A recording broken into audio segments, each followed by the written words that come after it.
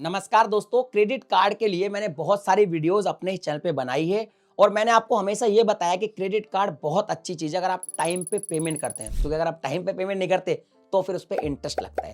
लेकिन आज मैं आपको ये बताने वाला हूँ कि इंटरेस्ट को अगर आप बचा लेते हैं, आप टाइम पे पेमेंट कर देते हैं, इंटरेस्ट के अलावा भी बहुत सारे हिडन चार्जेस भी आप पर लगाए जाते हैं बैंक या जो भी कंपनी आपको जो क्रेडिट कार्ड दी हुई है उसके द्वारा। वो कौन कौन से हिडन चार्जेज होते हैं और उनसे आप कैसे बच सकते हैं, पूरी जानकारी मिलेगी आपको इस वीडियो में। वीडियो को कर दीजिए लाइक और मनी रिलेटेड ऐसे कंटेंट आप देखते रहना चाहते हैं तो चैनल को सब्सक्राइब भी कर लेना। यहाँ पे देखिए, सबसे बड़ी बात जो पहली बात आती है वो आती है कि आपका इंटरेस्ट को छोड़ दीजिए। उसके अलावा चार्ज जो पहला आता है वो आता है एनुअल फी। अब कुछ क्रेडिट कार्ड आपको ये कहते हैं कि हमारा जो एनुअल फी है वो फ्री है, तो उस केस में आप थोड़ा डीपली रिसर्च करें, उस पर अच्छे से पढ़ ले। क्योंकि कई बार ऐसा होता है कि क्रेडिट कार्ड वाले ये तो कह देते हैं कि एनुअल फी नहीं है, फ्री है, लेकिन वो 1 साल के लिए, फर्स्ट ईयर के लिए फ्री होती है, किसी किसी में 2 ईयर के लिए फ्री होती है, बाद में चार्ज लगता है। तो इसको थोड़ा सा आप रख ले क्योंकि ये भी एक हिडन चार्ज है।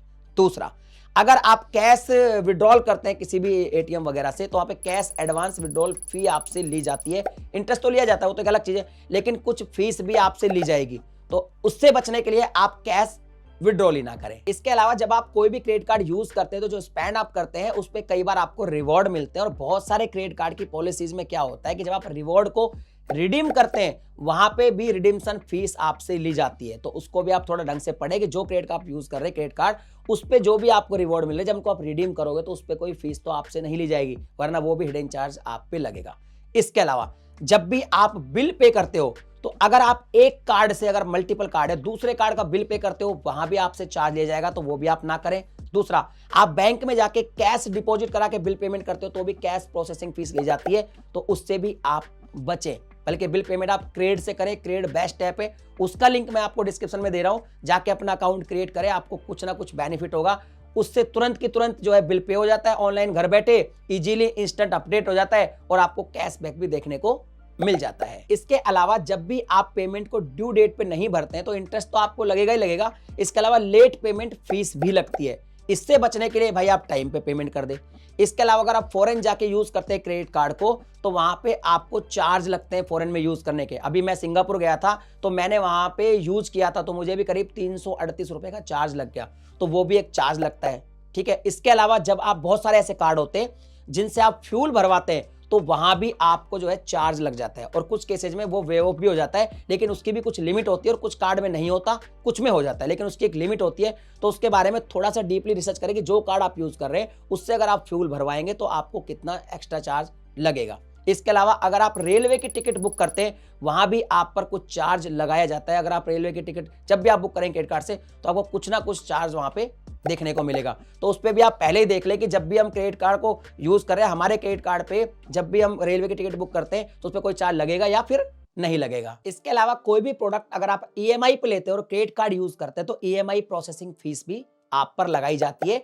और कई बार आप देखते हैं कि यार नो कॉस्ट ईएमआई पे कोई चीज मिल रही है तो भी वहां पे काफी सारे चार्ज आपसे ले जाते हैं और आप टर्म्स कंडीशंस पे टिक कर देते हैं, उस पर लिखा होता है, बाद में आपसे वो फीस वसूल ली जाती है।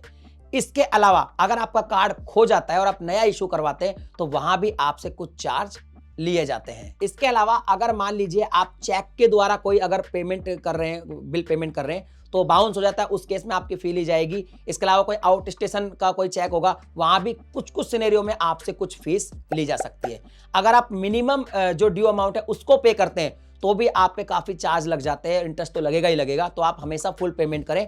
और इन सब के बाद एक चीज और भी है कि ये सारे चार्ज के अलावा आप पे जीएसटी और लगता है। मतलब किसी चीज में अगर वो कहेंगे कि यार चलो चार्ज तो फ्री हो जाएगा, मतलब आपने ईएमआई पे कोई चीज की, अब आपने नो कॉस्ट ईएमआई पे कर, लेकिन जीएसटी आपको हर सिनेरियो में देना ही पड़ता है। इवन कई बार बैंक ये कहेगा कि आपकी जो एनुअल फीस है, लेट्स से 1000 रुपए आपकी एनुअल फीस है, उसको वे ऑफ भी कर देगा तो भी जीएसटी वे ऑफ नहीं होगा, जीएसटी तो आपको देना ही पड़ेगा। तो ये कुछ हिडन चार्जेज है जो इंटरेस्ट के अलावा आपकी क्रेडिट कार्ड प्रोवाइडर कंपनी आप पर लगाती है। कौन कौन से हिडन चार्जेस थे वो भी मैंने आपको बताया, कैसे इनसे बच सकते हैं वो भी मैंने सब आपको बता दिए। वीडियो अगर पसंद आई, वीडियो को लाइक शेयर कर दीजिए। चैनल पे पहली बार आए सब्सक्राइब करने के साथ नोटिफिकेशन बेल को दबा के ऑल पे क्लिक करना। इसी तरह के कंटेंट आपको इस चैनल पे मिलते रहेंगे। चलिए मिलते हैं अगली वीडियो में एक नए टॉपिक के साथ, तब तक के लिए जय हिंद।